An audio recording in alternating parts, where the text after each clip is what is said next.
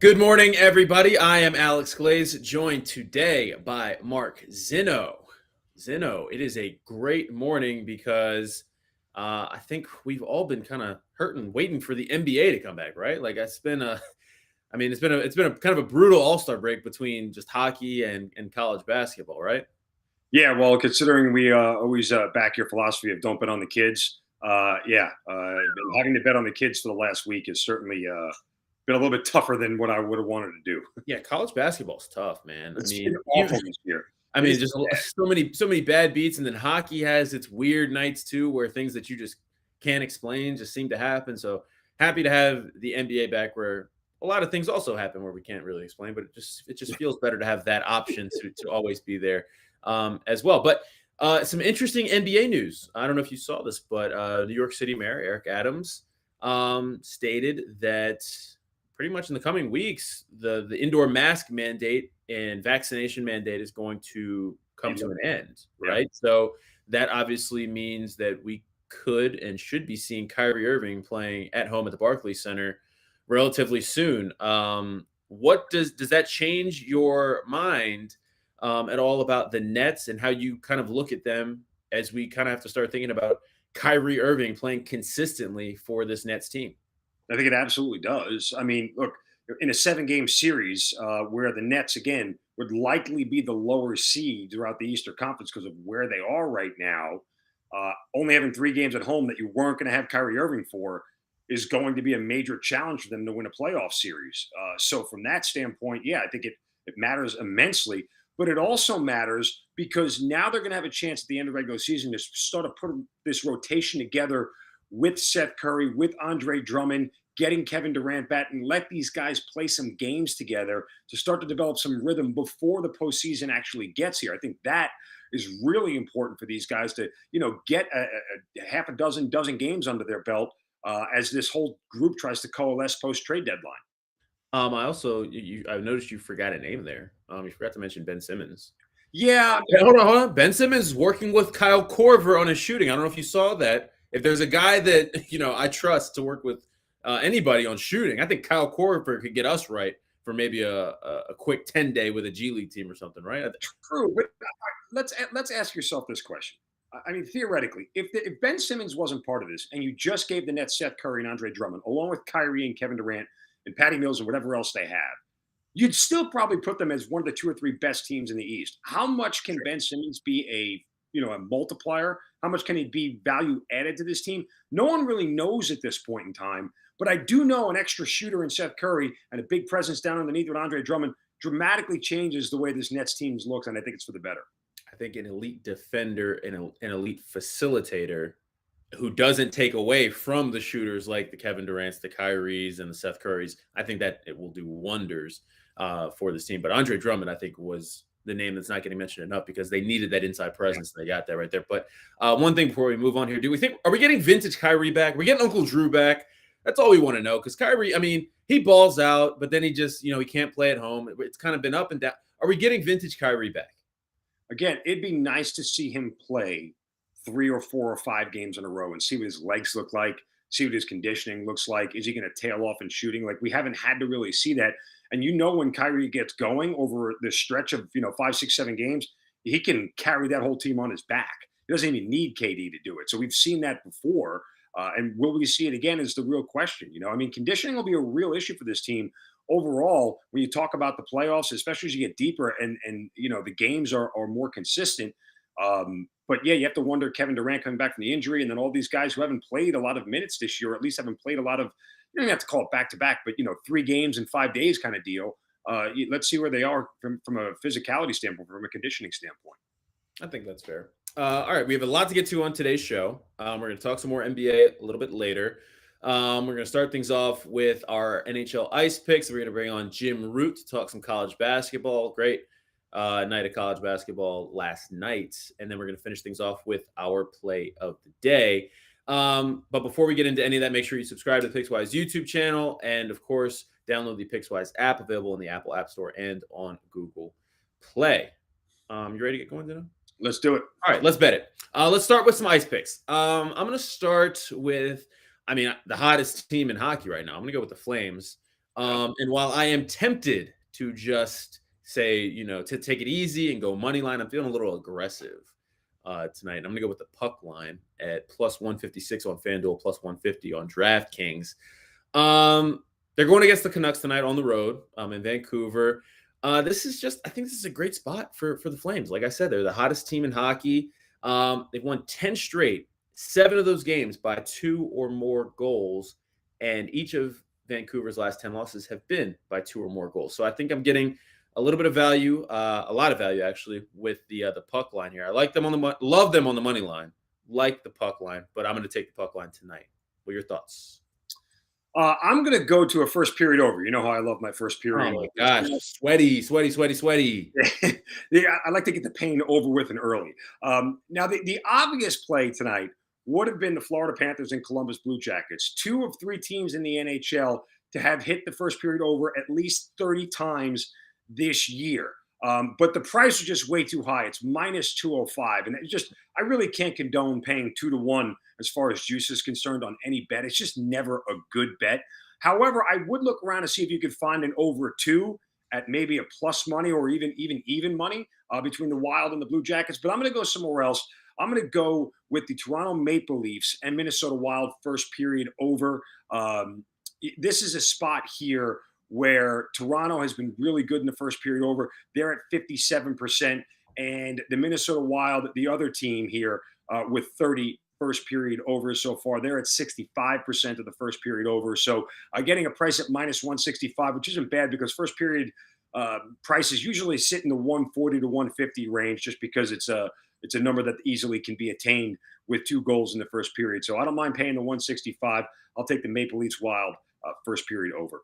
What is it with you in these first period anything? What is it? Like do you have an early bedtime? Do you just want to move on with your night, or what's the No, deal well, with the see, first period listen, stuff? usually ice hockey games, NHL games start at 7 or 7:30 here on the East Coast. So, I can get that bet out of the way and figure out what I'm going to do with the rest of the NBA for the night and know whether I'm chasing or I'm up money in ahead. So, it's not a bad philosophy. There we go. There we go. All right, let's move on to college basketball. We're waiting for Jim Root to join, but I want to get to some of your other games, and we're on one game the same way actually tonight. So I want to kind of talk through that. Let's talk about this DePaul Georgetown game. Yeah. DePaul laying 2.5 points tonight in DC against Georgetown. This is just a bad Georgetown team. I mean, there's no real. I couldn't find an angle that could convince me to take the 2.5 points with Georgetown tonight. The only angle is that they've lost 16 in a row, and you have to believe at some point they're not going to lose. Are they going to lose every game for the rest of the This is a season? good DePaul. This is a really good DePaul team, and DePaul Well, is. I mean, but the Big East tournament's right around the corner. Like, I think that you're not going to take your foot off the gas. This is the time of year where you're trying to get right. You're not going to, you're not going to catch anyone sleeping right now. No, and DePaul has struggled against Big East opponents, right? They're not a bad team, but they've struggled against some of the bigger teams in the Big East. But this is just a spot where you're taking advantage of a short number against not a bad Georgetown team, Glaze, an awful Georgetown team. They give up over 70 points a game. Their offense barely scores 65. One of the worst offenses in the country. Yeah, I mean, it's really just you're playing the matchup here. And again, the only pause it should give you is like, okay, do I want to be on the bet where finally they break a 16-game losing streak? You can't put that into there. You can't think about it that way. You just have to look at the numbers. And if Georgetown comes out on top, it's because the ball played a bad game and things didn't go their way, or they didn't play to their averages and their numbers. And so I can back DePaul here minus 2.5 on a short number, even though they're on the road. And Georgetown has lost 16 in a row. DePaul's the right side. One possession game. Yeah, I got to lay the 2.5 points with DePaul. What else are you on tonight that is not one of the main games that we're talking with? I'll look out west and go to USC taking on Oregon State, who is the absolute worst team in the Pac-12. This is a USC team that's locked and loaded. They're laying a big number at 10.5, and I almost kind of thought maybe I got about just looking at the first half number, but it's kind of bit me playing the first half number a little bit too much this year. So I'll trust the fact that I won't get backdoored here. USC should be able to beat this Oregon State team by 15. It's just it's way too. They're way too talented. They have a huge rebounding advantage on the boards. This Oregon State offense only averages 64 points a game. USC just has way too many weapons offensively for this team to keep up. This is just one of those spots in college basketball I look for where you get a really good team playing a really bad team. And even though USC is on the road, it's not like there's going to be a great crowd for the Oregon State Beavers in this game because of what they have one conference win this year. So it's been bad for the Beavers, and I'll back USC here. And then I'll also turn to the Metro Atlantic Athletic Conference. Siena, God, isn't it? Oh, Siena. This is a homer pick. This is a homer pick. Yeah, a little New York State love for the Siena Saints. They're taking on Quinnipiac here. They're getting 2.5 points. Both these teams 10-6 in conference play. I just like Siena and the fact that they're catching points here. They haven't been great as a favorite, but they've been very good and very good to betters as a dog. This is a better offensive team and a better defensive team than Quinnipiac is here. So I'll take the points with the Siena Saints tonight. Awesome. All right, let's bring in Jim Root, Pickswise college basketball analyst, our expert. He knows all things college basketball and is always leading us, hopefully, to the right side here. Jim, before we get into the big games here, I want to talk about a game that we were talking about before you got on here. DePaul -2.5. We're both loving DePaul tonight. It seems too good to be true. It's a short number. What are we missing here? Is tonight the night for Georgetown? I'm certainly not loving Georgetown. I can't recommend the Hoyas. That is not a fun position to be on. I think the one question mark is whether David Jones plays for DePaul. He's like pretty clearly their second best player. Missed last game with an injury. So if they're short a little bit of firepower, that's an issue. But there's no reason to try to get catch the falling knife that is Georgetown right now. So I think that's kind of got to be DePaul or nothing. DePaul or nothing. All right, I like it. All right, let's start with the big one in the Big Ten tonight. Ohio State at Illinois. The question in this game, Jim, for me, does Ohio State have an answer for Kofi Coburn? The answer is going to have to be double teams and rotations. They certainly don't have a one-on-one answer. He's just too big of a human. I call him a mountain of a man. Ohio State they've got Zed Key. He's big, but he's not big enough. I think Coburn can really dominate him one-on-one. So that forces rotations. And when Illinois forces rotations, they get open threes. And when Plummer and DeMonte Williams and Jacob Grandison are knocking those down, they're pretty impossible to stop. And this Ohio State team hasn't been very sharp lately, especially on the defensive end. They should have lost 2 in a row at home, but Indiana kind of gave them one. That was an epic collapse. Yeah, bad. The final 40 seconds or so was kind of like a class in how to blow a game. So I think Illinois gets it done here. Lane 6 is a little tough for 2 solid teams, but I would be, again, Illinois or nothing for that one. Zeno, what are your thoughts on that one? You kind of align with I mean, look, I'm back in Illinois today, and as Jim just said, they should have lost to Indiana. They were beaten on the glass. They gave up 15 offensive rebounds and were dominated the second chance points. But here's the thing, Jim. Let me ask you about Ohio State because you said exactly what I was thinking. Ohio State is a team that is trending in the wrong direction right now. They live and die by the three, and when they don't hit threes, they can't score. And this is a team right now that I just don't trust to be consistent enough from the 3-point line. Do they have anything other than 3-point shooting that gives you faith that this team can actually make a deep run in the Big Ten tournament, let alone the NCAA tournament? They've got a star, I guess. Like that's nice that EJ Liddell can be the best player on the court at times. That's one thing, but they don't have the defense. It was their problem last year. It's why they went down in the first round. It's just that's kind of something you need to stabilize the floor and negate the chance of a poor shooting night. Like you're saying, they're very reliant on 3-point shooting. And sometimes those don't go in. And if you're not able to defend and keep yourself in games when you're not shooting well, that's how you get upset. That's how those runs get cut short. I'm a little bit skeptical of Ohio State. I thought the defense would be better, and it's just not. It's not only the defense, it's the rebounding. And tonight, I think that's going to be the issue because if those shots aren't falling, Illinois, one of the best rebounding teams in the country. So I think that they're going to have the clear advantage with Coburn down low in that regard. That's why for me, I'm kind of with, I think this is we're all on the same page here. Illinois or nothing for tonight's game. All right, let's move on. Let's go to UCLA and Oregon. Oregon catching 3 points at home. Zeno back in the Ducks at home and with the points. No. You don't like the 3 points. All right. So why do you like UCLA? I was asking a question. I wasn't making a statement. Oh, okay. No. I mean, listen, I'm going to back UCLA here. Oregon's had a real mixed bag of results, right? Like they're able to hang with Arizona and lose by 3, but then they've also lost to a pair of bottom feeder teams in the Pac-12 and ASU and Cal, and lost pretty handily in both of them. They're 3-6 against the number in their last 9 games, and UCLA has covered 3 straight. I think this is kind of a revenge game for the Bruins. They lost in OT by 3 points as a 9.5 point favorite last time out to Oregon. UCLA's got a clear advantage on the boards and the offensive glass. Now, these are the best 2 3-point shooting teams in the Pac 12, but it does feel like a letdown spot here for Oregon after challenging Arizona and almost winning that game. I think the emotion will be out of them. And this is a game where Johnny Juzang, scored 23 in the first meeting, shot 40% from three. This is the kind of game where he just takes over, puts UCLA on his back, and they win this one handily. I was almost going to go Oregon and push back against Mark here, but I won't do it. The one angle that really scares me is the road flip flop, like you're mentioning. Oregon won on the road at UCLA. We've seen that be a pretty consistent angle in the data this year. When the team loses at home and they go on the road, laying a shorter number, that would be a decent spot for the Bruins.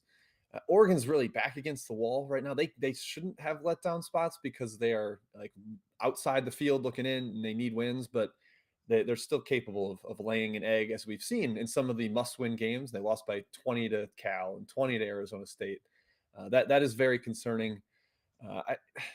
Tiger Campbell might not play for the Bruins, their key point guard, but I'm guessing he'll be back for this one. He's dealing with a shoulder injury. I wanted to back Oregon, but I can't quite do it. I think Mark makes some pretty quality points there. I'm just looking at the chat. We got a pretty funny comment here from Peter. Providence made me so sweaty. I got to take the night off from college basketball. Went down to shirt size from all the water loss. There's water dripping from the ceiling in that game too. Jim, question on Providence real quick, because they've had so many of those wins this year. You get the feeling that they can't really keep it up and keep winning like that. And unfortunately, it may bite them in an NCAA tournament game early on. Look, they're great at home, but they're not going to be playing in the NCAA tournament game at home. They're not going to be playing in the Big East tournament at home. So the real question is how much margin for error does a team like Providence have? They basically leave themselves no margin for error every game. I tweeted last night kind of jokingly, like they should just start every game with 3 minutes left in a tie game because it always ends up there. No matter how the start of the game goes, if they get up 10, if they get down 15, it ends up tied. And so then the debate becomes, is it kind of luck that they're winning these close games, or are they just like built for that? Are they built differently, as some people would put it? And their guards consistently make big shots. Durham, Jared Bynum, those guys make tough shots. It's just a really dangerous formula to go into an NCAA tournament. Be like, all right, we're going to be in a close game every single time. We're going to need the opponent to miss some key shots. We're going to have to hit every key shot. I wouldn't want to be backing them from like a futures perspective or anything because it's so dangerous. They're going to be in so many close games. They're bound to lose one. Even if the sample size isn't big enough to bear out that you can't win 80% of your close games, it's still tricky to play with that kind of fire in the NCAA tournament. One game I do want to pick your brain about. It's not in the rundown, so I'm putting you on the spot a little bit here. Gonzaga, San Francisco tonight. I think a lot of people are looking at this Gonzaga team. This is a small number considering what we're usually seeing Gonzaga favored by. It's only 10 points. I was talking with our producer Justin before the game. Before the show. I'm kind of tempted to take San Francisco in the points, but it's not enough points. This feels like it should be 12, 15 points, right? Yeah, San Francisco's played them fairly well. Like they were tied early in the first half in Spokane. That was really impressive.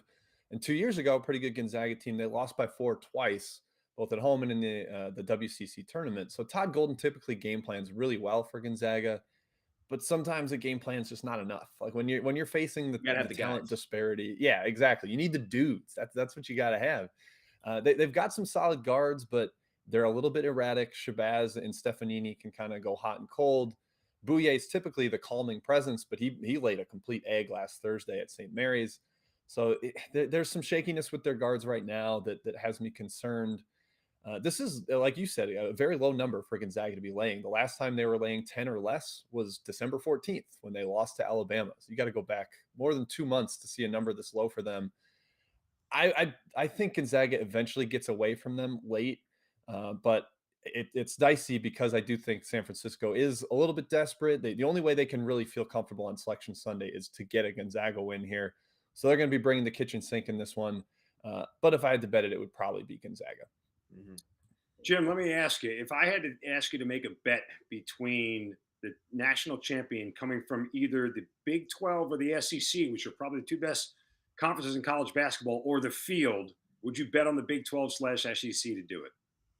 Yeah, I would. So if I'm getting those two combined, sure.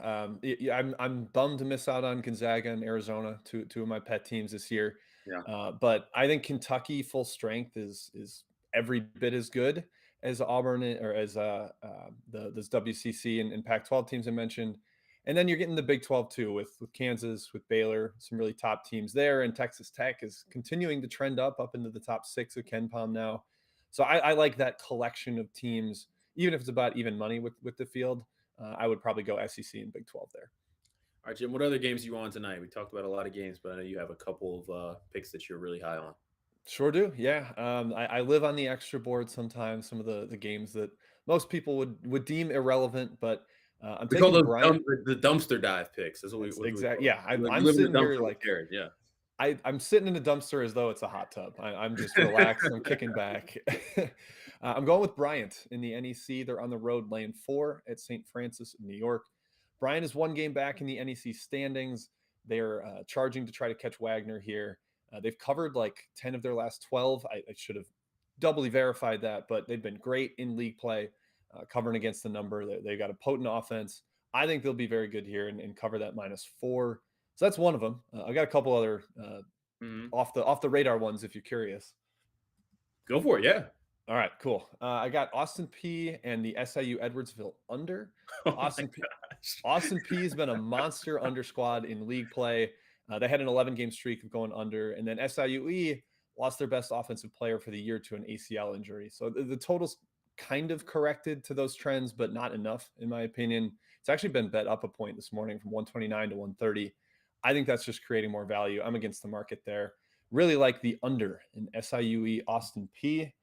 I got to remind myself of my last one. SIUE. What was the name? What was Austin P. Austin P? No. P. What's the other team? SIU Edwardsville. Sorry. Yeah. SIU Edwardsville. Okay. No, I was trying to remember what SIUE was. Okay. Yep. Okay. Right outside St. Louis. Kind of I think like maybe in the last 10 or 15 years got added to Division One. So there we go. Okay. Not a storied program history there. No disrespect to any SIUE alum out there. No disrespect. True. And then last one on the board for me, Montana, a road dog at Southern Utah. They already got a little bit of revenge against Southern Utah this year. They won at home. But last year, man, start of the year, young Montana team had this team beat twice, and they blew the lead both times. Some really just disastrous final minutes. And I think that was clearly a motivating factor in the first game. Now they're on the road at Southern Utah, where they blew those 2 games last year in Cedar City. It's come down a little bit from 6.5 to 6. I'm still all in on it until it's down to 5. The Grizz are older this year. They're better in close games. I think they hang around, are very motivated, and probably win this one outright, to be honest. Love it. We got a question in the chat for you from Jennifer asking about the Cleveland State Detroit Mercy game. Cleveland State, I believe, 1.5 point favorites. If you have any thoughts on that game. Yeah, Cleveland State's they're feisty. They're usually a team I like to back more as an underdog because they're physical. They do not quit. Like they're going to play to the final whistle every time.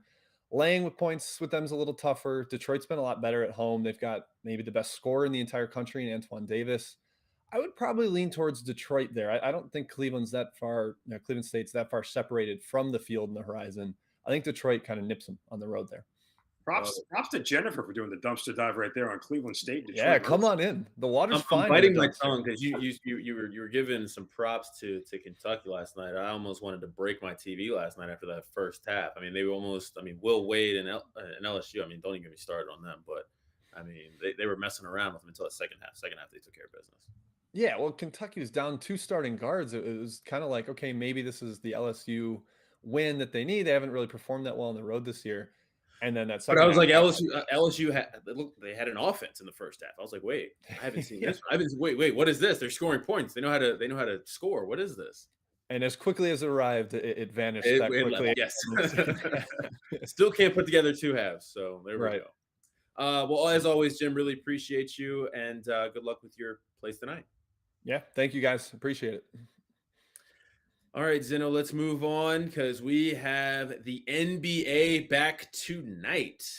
But even though tonight is probably, I don't want to say it's never an easy night, but if there was a day where we could make some picks on sides totals at 10 a.m., it would be today because everybody except aside from injuries is going to play tonight. You don't have to worry about any resting or anything like Sure. that. So, but it's still, that being said, I'm staying away from sides and totals at 10 a.m. until further notice. But do you have any plays that you like as you look at the Yeah, board? I wrote about this for the Pickswise website here. Handicap the Hawks Bulls game for tonight. And yes, you're going to have to wait and see what the status of John Collins is for the Atlanta Hawks. He practiced yesterday, but on a very limited basis. Only did shooting. He did no running. But you look at this number for the total at 235.5. Now, these two teams played a back-to-back at the end of December with 1 day in between. The first total in that matchup was 219. They scored 248. The second total was 227.5. They scored 248. So you're getting a very inflated total here at 235.5. And the real question for these two teams is rest versus rust, right? You think that these guys are going to come out and they're going to be fine. Here's the thing with an inflated total. Atlanta is 0-2 this year when on 4 days more or rest. Chicago is 1-2 against a number in that same scenario. I don't think you'll see this barrage of scoring that we've seen the first two times. I think because of the first two output games, you're seeing a higher number than expected at 235.5. The only way this goes over, I think, Glaze, is if Trae Young has another 35, 40-point night. Because without John Collins in the lineup, this Atlanta offense is going to struggle to get to 120. I mean, it just really, it's what it boils down to. They're not going to have it unless Trae has a 40-point night. And I think Chicago's defense is good enough to contain him. Chicago certainly has the scorers. These are the two best three-point shooting teams in the league, which makes you pause a little bit on taking an under here. But again, I don't think that this will be a game where they come out and they just start blazing from the beginning. I think it'll be a little bit of a rest and a slow start to things coming out of the break. Take a little bit of a contrarian under at 235.5 in the Hawks Bulls game tonight. I want to ask you a question about that game real quick before we move on, because I'm looking at the player props here, and we got DeMar DeRozan and Trae Young both sitting at 28.5 for their points tonight. And you know, we saw that the incredible tear DeRozan was on before the All-Star break, and I mean, the Hawks aren't necessarily known for great defense. So if you had to pick one guy to go over their total or both, what do you see happening tonight? DeRozan. He's on a mission. Listen, DeRozan he has heard the fact that he's in the MVP conversation, but he's not getting enough love for it because in reality, But I do believe. Oh, I should mention. I think Zach LaVine is back tonight. I think he's going to be back tonight. yes, I think they have everybody with the exception of Lonzo, who's back. Which ball is it? Lonzo or LaMelo? I forget which one it is. No, it's Lonzo. Melo's Okay. in Charlotte. Charlotte, yeah, I get him confused. There's too many balls running around. Anyway, so yeah, but still, it's DeRozan. I think he's taking this personal. I think he wants to be in that conversation, and he truly believes as a guy, you know, who's never been in this conversation before, that he belongs there, and he's starting to prove it on a national stage. So I think that he's the guy that rises up and puts together a 30-point night. All right. Well, I would get to my play, but it's my play of the day, so I'm gonna save my NBA play for the play of the day, which we're gonna get to now. But before we get into the personal plays here, is there a 3-star play on the website that you? Yeah, let's go to the NHL and a game that I spoke about earlier. Chadwick Wetzel has the Blue Jackets Florida Panthers game, the one that was minus 200 on the first period over. Well, he's staying with the over trend, going over 6.5 at minus 135. Again, a very high total, but these are the two highest scoring teams in the league between Columbus and Florida. So Chad Wetzel going over 6.5 minus 135 today, a 3-star play on the Pickswise website. All right, what's your play? Talk to me. There better not be any first period nonsense. It is first period nonsense. Oh, Where okay. else would I go? I have yet to make an NHL play of the day, but here it is today. And no, I really wanted to go with what Chadwick Wetzel had with the Blue Jackets and the Panthers in the first period over, but at minus 200, it's just not a bet that I could back. So what I will do is I'll go the other direction against two of the lowest scoring first period teams in the league when the Rangers host the Washington Capitals. The Rangers 17-31 to the over in the first period. So flip it around. That's nearly 60% to the under. They are the number one team in the league to the under in the first period this year. The Capitals third to the under at 28-23-1 to the first period under. These are two really good goaltenders and two teams that allow less than 2.7 goals per game against average. The last time these two teams met, only one goal by the Caps in the first period here. So I'll sweat a first period under between the Caps and Rangers tonight at Madison Square Garden. Sweating a first period under. All right. I like that, though. I like that pick. The NBA's back, so I got to go with an NBA pick. I'm going with Marcus Smart over 1.5 threes. He struggled from three lately. Last 2 games before the All-Star break went 0 for 5 against the Hawks, 1 for 2 against the Sixers. But there's just something about the Nets that he just makes it rain. He went 6 for 13 from 3 earlier in the month against the Nets. 6 for 13. And has hit 2 or more threes in each of the past 5 meetings against Brooklyn. So I think this is a spot where I'm getting a little bit of value here at minus 105. And for whatever reason, Marcus Smart just lets it rip against the Nets. So all I need is 2 threes. I need 2 threes to fall.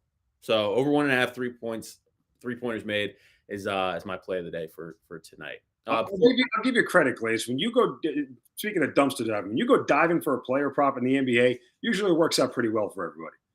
Exactly, because I mean, listen, who's looking for Marcus Smart threes? You know, you're looking at the Jason Tatum's, the Jaylen Brown props, the Kyrie Irving. Nobody's looking at Marcus. Epitome when it comes to player props. You are the epitome. If the board doesn't love you, if you don't love the board, I'm going to find something I love. I'm going to find something to love, and it's going to be Marcus Smart. The board love you. Question before we get out of here, because I'm just looking at the chat now. Question about the Indiana-Maryland game tonight. Going back to college basketball here. As someone who has watched more Maryland games this year than anyone should watch. Yeah. Can't do it. Can't back them tonight. Not sure what's it's going to be interesting though, because I can see Fats Russell having a big game for Maryland because Rob Finney is out, I believe, tonight for Indiana. So that's going to be obviously a loss at depth at guard for Indiana. But this Indiana team is just really tough to figure out. Yeah. They really, really are. Well, and after the way they lost the game to Ohio State, I would figure they'd be extra motivated. The only plus side is that Maryland is actually better on the road this year than they are at the Comcast Center. So they've had more success on the road. I mean, the only thing is Maryland's kind of like a one-man show. The big men aren't great. It's Fats Russell. Wherever he takes them, that's how far Maryland's going to go. They can't shoot. It's tough for me to back Maryland, but I'm also not willing to lay. What is it? 6 points? 6 points, I believe. Big number for an Indiana team. That doesn't. Yeah, I'm not willing to lay 6 points with Indiana either. So probably a stay away from me. Definitely a stay away from me. Because Indiana or nothing. Because I like to watch games that I bet on, so I also don't want to watch Indiana Maryland tonight. So for a lot of reasons, I'm staying away from that game tonight.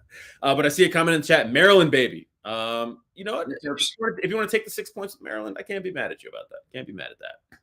All right, let's get out of here, Zeno. It's always a pleasure. Good luck with your plays tonight, and we will be back tomorrow at 10 a.m.